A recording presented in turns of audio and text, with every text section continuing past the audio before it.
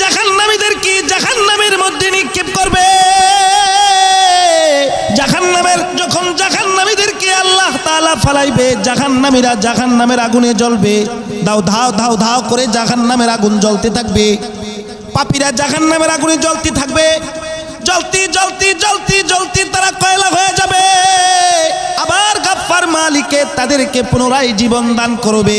আবার তারা জাহান্নামের আগুনে জ্বলতে থাকবে। জ্বলতে জ্বলতে তারা কয়লা হয়ে যাবে। আবার মালিকে তাদেরকে জীবন দান করবে।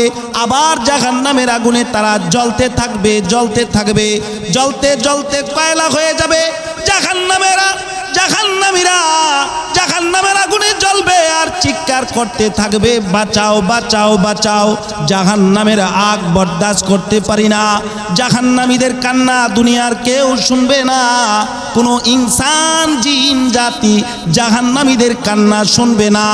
জাহান্নামীরা জাহান্নামে কাঁদতে কাঁদতে পেটের ভিতরে ক্ষুধা লাগবে। ক্ষুধার তাড়নায় তারা ছটফট করতে থাকবে। জাহান্নামীরা এবার মালিককে ডাকা আরম্ভ করবে, আল্লাহ আল্লাহ, ও মাওলা, আপনি কি আমাদের ডাক শুনবেন না? ও মাওলা, আপনি আমাদের ডাক শুনুন, আমাদের উপর রহম করুন। আমরা না আপনার বান্দা। একদিন নয়, 2 দিন নয়, 1 সপ্তাহ নয়, 1 মাস নয়, 2 মাস নয়, 1 বছর নয়, 2 বছর নয়, 3 বছর নয়, 10 বছর নয়, 20 বছর নয়, 100 বছর নয়, 1000 বছর জাহান্নামীরা জাহান্নামের আগুনে জ্বলবে আর মালিককে ডাকবে। 1000 বছর অতিবাহিত হওয়ার পর আল্লাহ তাআলা জাহান্নামীদের ডাকে সাড়া দিবে। গাফফার রূপ ধারণ করে সাড়া দিবে না, রহমান রূপ ধারণ করে সাড়া দিবে না। গাফফার মালিকে কাহার রূপ ধারণ করবে। কাহার রূপ ধারণ করে জাহান্নামীদের ডাকে সাড়া দিয়া বলবে, এই নাফরমানেরা, কেন তোরা আমারে ডাকোস? দুনিয়ার জমিনে তো তোরা আমারে ডাকার সময় পাস নাই, আমারে ভালোবাসার সময় পাস নাই। সন্তানরে ভালোবাসছত, বিবিরে ভালোবাসছত, মায়েরে ভালোবাসছত, টাকারে ভালোবাসছত, ব্যবসারে ভালোবাসছত, বন্ধুদেরকে ভালোবাসছত। আমারে ডাকার সময় পাস নাই। পীর বাবারে ডাকছত, ন্যাংটা বাবারে ডাকছত, বদনা বাবারে ডাকছত, কেল্লা বাবারে ডাকছত, গোলাপ সারে ডাকছত। এই বাবা সেই বাবা, খাজার মাজারে যায় সেজদা দিছত, বড় পীরের মাজারে যায় সেজদা দিছত, বড় পীরের কাছে চাইছত, ন্যাংটার কাছে চাইছত, খাজার কাছে চাইছত। আমি মালিকের কাছে চাওয়ার সুযোগ পাস নাই। আমি মালিকের কদমে সেজদা দেশ নাই। যাদের কাছে গেছিলি, যাদের কাছে চাইছিলি, আজকে তোদের বাবাদেরকে ডাক, দেখি তোদের বাবারা তোদের খাবার দেয় কিনা, দিতে পারে কিনা। জাহান্নামীরা আল্লাহকে বারবার বলবে, আল্লাহ দাও না খাবার, তুমি ছাড়া তো আর দেওয়ার মতো কেউ নাই। তুমি মালিক, তুমি ছাড়া আর কোনো মালিক নাই। আল্লাহ তাআলা জাহান্নামীদের বারবার রিকোয়েস্টের কারণে ফেরেশতাদেরকে ডেকে বলবে, ফেরেশতারা রে, জাহান্নামের গহীনে, জাহান্নামের আগুনের গভীরে জাক্কুম ফল চাষ করা আছে। জাক্কুম ফল আইনা জাহান্নামী পাপিষ্ঠদেরকে খাইতে দে। ফেরেশতারা জাক্কুম ফল আইনা জাহান্নামীদেরকে যখন খাইতে দিবে, বাবা ক্ষুধার তাড়নায় জাহান্নামীরা খাবার হাতে নিয়ে দেখবে না, খাবার হাতে নিবে আর সাথে সাথে মুখে দিয়া দিবে। জাহান্নামীরা যখন খাবার মুখে দিবে, মুখে দিয়া চাবান আরম্ভ করে দিবে। জাক্কুম ফল এত শক্ত যে চাবায়া ভাঙতে পারবে না। ক্ষুধার তাড়নায় তারা জাক্কুম ফলকে গিলা ফেলবে। জাক্কুম ফলের ভিতর আল্লাহ তাআলা কাঁটাযুক্ত পদার্থ দিয়া দিছে। জাহান্নামীরা যখন জাক্কুম ফল খাবে, জাক্কুম ফল গলার ভিতরে আটকায়া যাবে। কেমন কাটা, দুনিয়ার জমিনে যেরকম কল করা বসি আছে, বসির মতো কল, ঠিকই এরকম আল্লাহ তাআলা জাক্কুম ফলের ভিতরে দিয়া দিছে। জাক্কুম ফল খাইবে আর গলায় আটকায়া যাবে। জাহান্নামীরা জাহান্নামের ভিতর হাউমাউ করে চিৎকার করতে থাকবে। শত চেষ্টা করেও ফল নিচে নামাইতে পারবে না, শত চেষ্টা করে ফল উপরে উঠাইতে পারবে না। এবার জাহান্নামীরা নিজেদের মুখে নিজেদের আঙ্গুল ঢুকায়া দিবে। আঙ্গুল ঢুকায়া জাহান্নামীরা নিজে বমি করবে, নারী বুড়ি সিরা আসবে, কিন্তু জাক্কুম ফল বাহির হবে না। কারণ আল্লাহ তাআলা বলে জাহান্নামীদের খাবার হলো জাক্কুম ফল। আল্লাহর কোরআন বলে ইন্না শাজারাতাজ জাক্কুম তাআমুল আথিম। জাহান্নামীরা জাক্কুম ফল খেয়ে তাদের গলায় আটকে যাবে, জাহান্নামীরা ফলকে বাহির করতে পারবে না। এবার জাহান্নামীরা আল্লাহকে আবার ডাকা আরম্ভ করবে। একদিন নয়, 2 দিন নয়, আবার যখন 1 বছর অতিবাহিত হবে, আসমানের মালিক মাওলা 1 বছর পরে জাহান্নামীদেরকে উত্তর দিবে, এই নাফরমানেরা খাবার চাইছিলি, খাবার দিলাম, এখন আবার কেন আমারে ডাকো? জাহান্নামীরা বলবে, আল্লাহ খাবার তো দিছিলেন বালার লাগা, খাবার খায়া তো বিপাকে পড়ে গেছি, খাবার খেয়ে তো বিপদে পড়ে গেছি। ও মালিক, খাবার তো দূরে আটকায় গেছে, নিচেও নামে না, উপরেও ওঠে না। জাহান্নামীরা বলবে, আল্লাহ আমাদেরকে কি একটু পানি দেওয়া যায় না? আল্লাহ তাআলা ফেরেশতাদেরকে আদেশ করবে, এই ফেরেশতারা জাহান্নামীদেরকে ফুটন্ত পানি দাও। জাহান্নামের ভিতরে যে ফুটন্ত পানি আছে, পানি গ্লাসের ভিতর করে প্রত্যেককে দাও। ফেরেশতারা জাহান্নামের ভিতর থেকে ফুটন্ত পানি গ্লাসে নিয়া জাহান্নামীদের হাতে যখন দিবে, জাহান্নামীরা ফুটন্ত পানি হাতে পায়া চাইবে না, সোজা নিজের মুখে ঢেলে দিবে।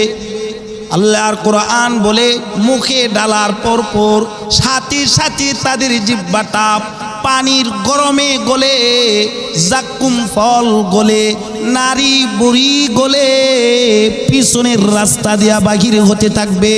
বাবাজিরা আমার, বন্ধুরা আমার, জাহান্নাম কিন্তু মারাত্মক খারাপ জায়গা।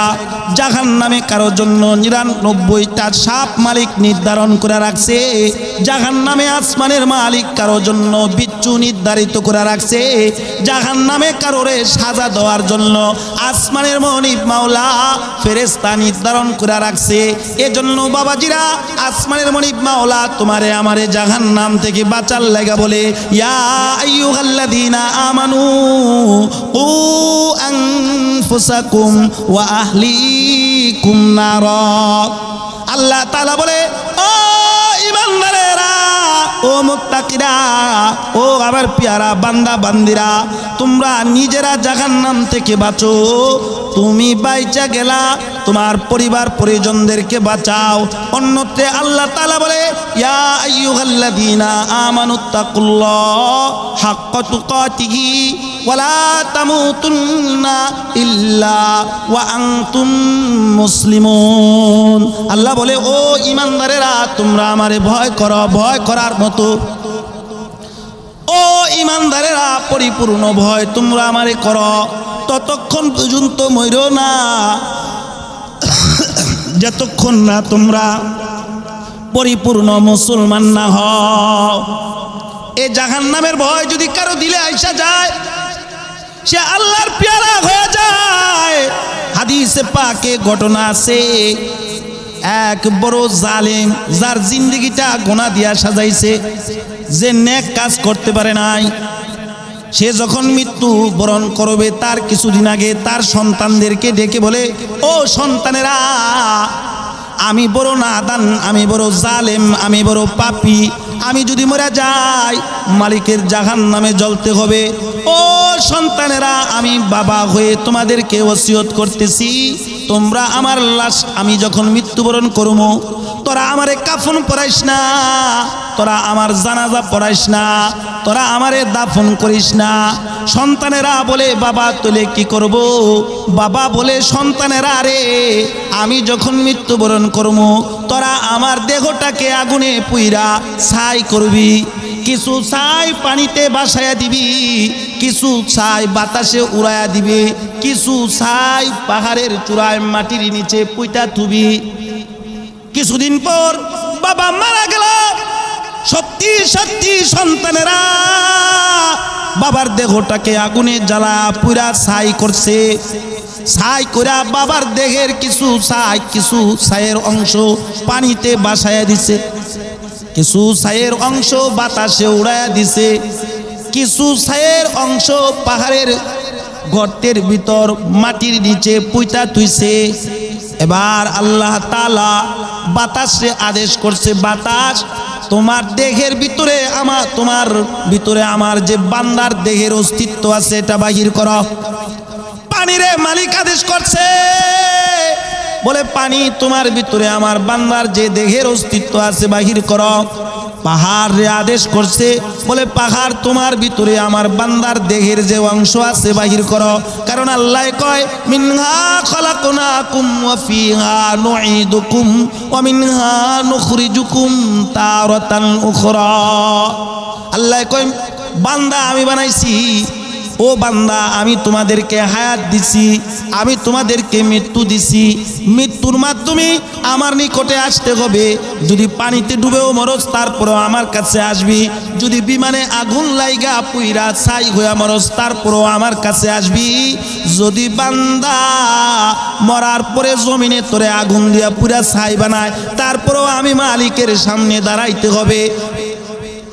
আল্লাহ তাআলা যখন বাতাসে আদেশ করলেন, পানিরে আদেশ করলেন, পাহাড়ে আদেশ করলেন, সাথে সাথে বাতাস তার ভিতরে যে মানুষের অস্তিত্ব ছিল বাহির করে দিল, পাহাড়ের ভিতরে যে অস্তিত্ব ছিল পাহাড় বাহির করে দিল, পানির ভিতরে যে অস্তিত্ব ছিল পানি বাহির করে দিল। এবার আল্লাহর বান্দা ইনসান হইয়া আল্লাহর আদালতে দাঁড়ায়া গেল।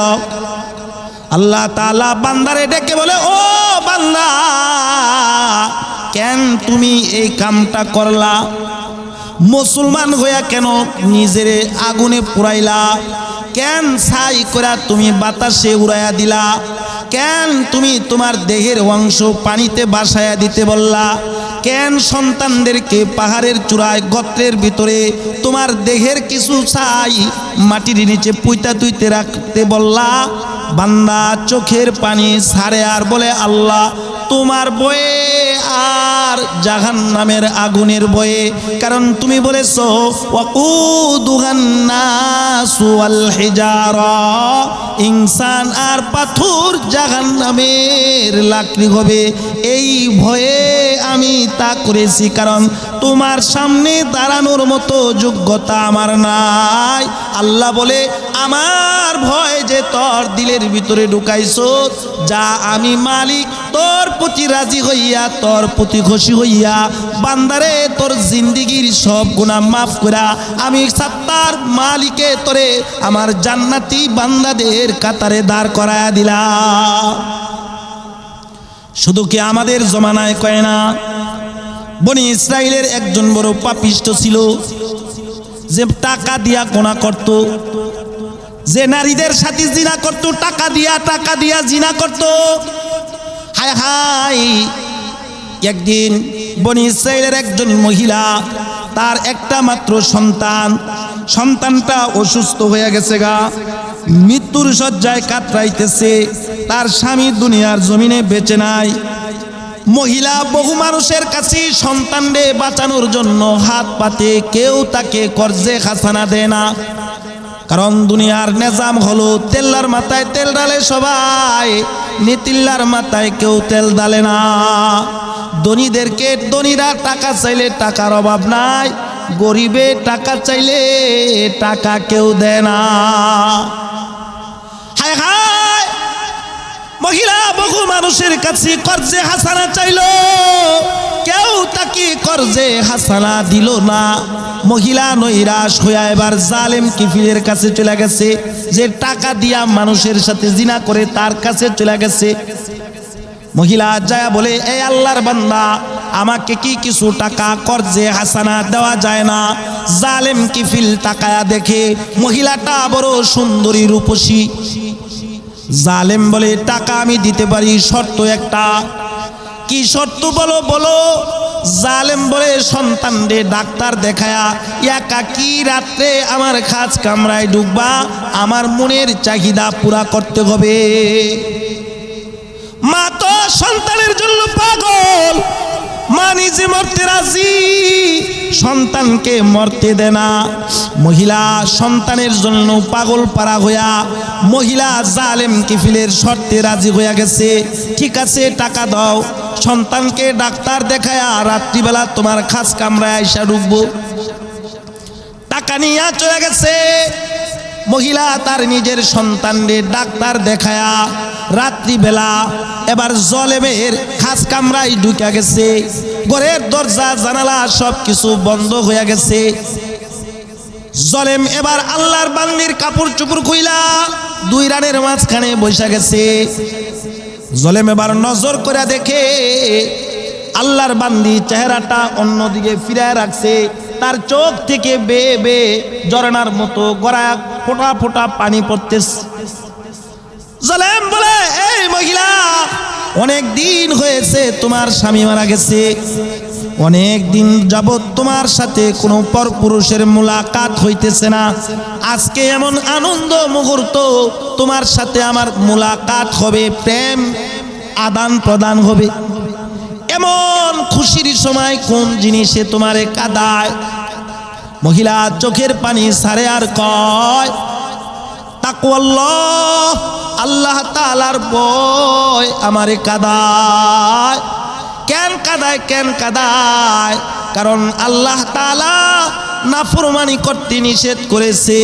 নাফরমানদের স্থান হলো জাহান্নাম।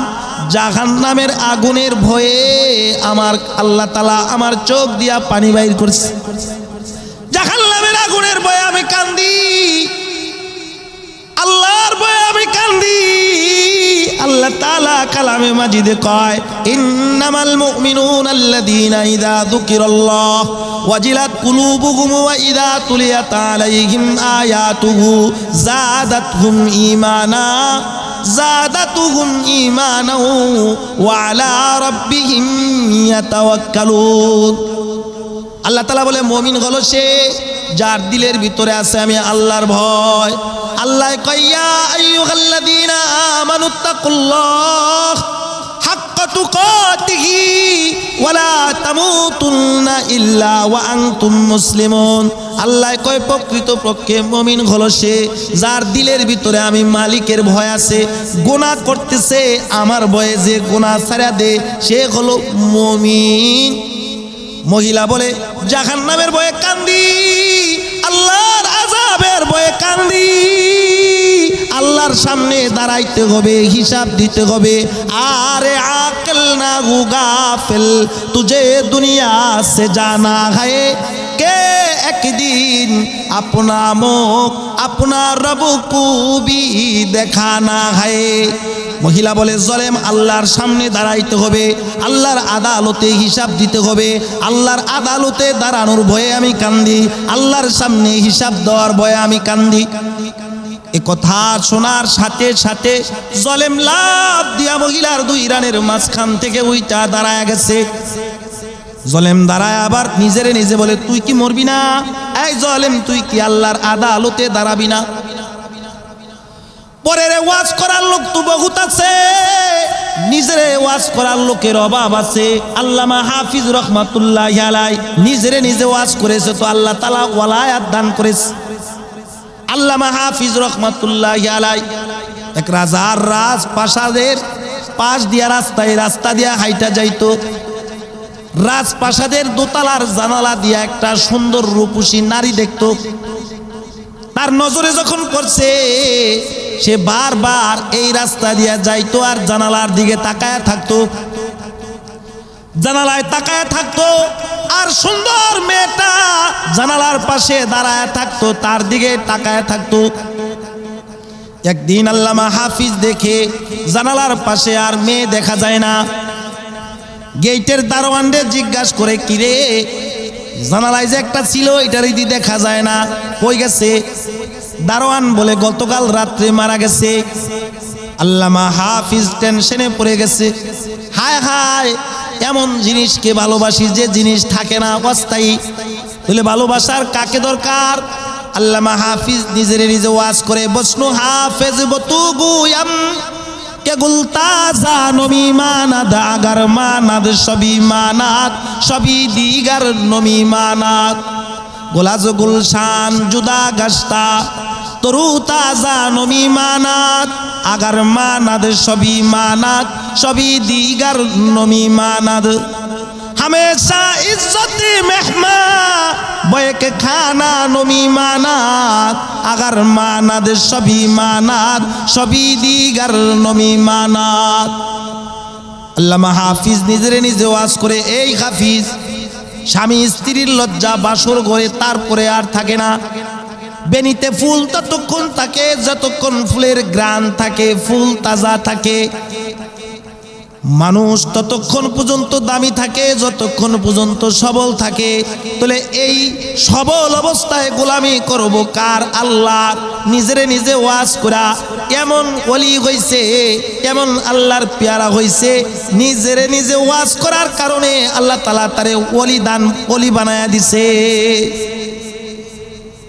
জালেম এবার নিজেরে নিজে নসিহত করে তুই কি মরবি না তুই কি আল্লাহর আদালতে যাবি না আল্লাহর সামনে কি দাঁড়াবি না আল্লাহর সামনে যেহেতু দাঁড়াতে হবে তাহলে আর জিনা করা যাবে না তাওবা কর কারণ রাসূল বলে আত্তাইবু মিনাদ যামবি কামাল্লা যামবালাহু কেউ যদি তাওবা করে আল্লাহ তাআলা তার জিন্দেগীর সব গুনাহ মাফ করে দে রাসূল বলে আত্তাইবু হাবিবুল্লাহ তাওবাকারীর লগে আল্লাহ তাআলার প্রেম হয়ে যায় দোস্তি হয়ে যায় জালেম তাওবা করা মহিলাকে বলে চলে যা আর টাকা দেওয়া লাগবে না আমি তোকে বোন হিসাবে দিয়ে দিলাম যে চোখ আল্লাহর ভয়ে কান্দে যেই চোখ জাহান্নামের ভয়ে কান্দে যেই চোখ আল্লাহর সামনে দাঁড়ানোর ভয়ে কান্দে এমন চোখওয়ালা নারীর সাথে জিনা করা যায় না যা চলে যা জালেম নিজে এবার তাওবা করে ফেলেছে